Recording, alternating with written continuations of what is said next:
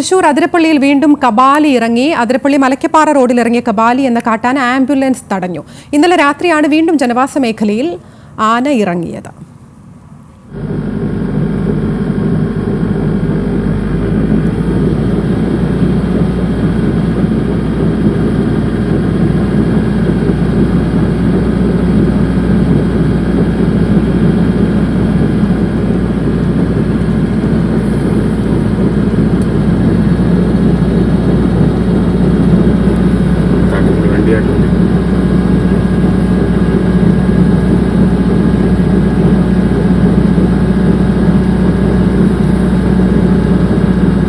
ഇന്നലെ കാട്ടാന ഇറങ്ങിയതിനെ തുടർന്ന് KSRTC ബസ്സും 20 മിനിറ്റോളം ഈ വഴിയിൽ കാത്തുകിടന്നിരുന്നു. വിശദാംശങ്ങൾ തൃശൂരിൽ നിന്ന് ലെവിൻ കെ വിജയൻ നൽകും.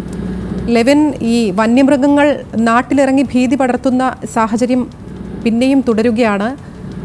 എങ്ങനെയാണ് ഈ കബാലിയെ കാട് കയറ്റിയത് ലെവിൻ?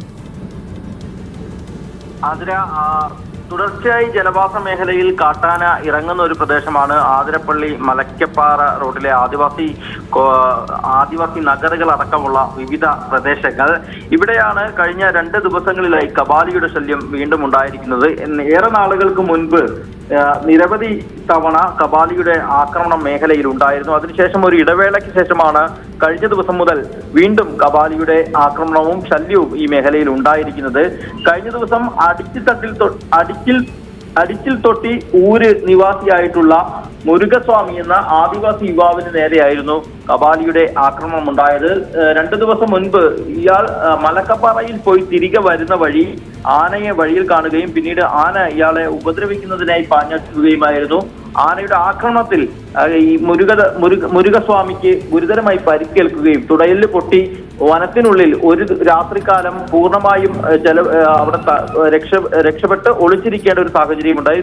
തുടർന്ന് ഇന്നലെ രാവിലെ നേരം വെളുത്തതിന് ശേഷമാണ് വനപാലകരും മറ്റു പ്രദേശവാസികളും ചേർന്ന് ഇയാളെ രക്ഷിച്ച് ആശുപത്രിയിലാക്കുന്നത്. ചാലക്കുടി താലൂക്ക് ആശുപത്രിയിലാണ് ഇയാളെ ചികിത്സയിൽ എത്തിച്ചത്.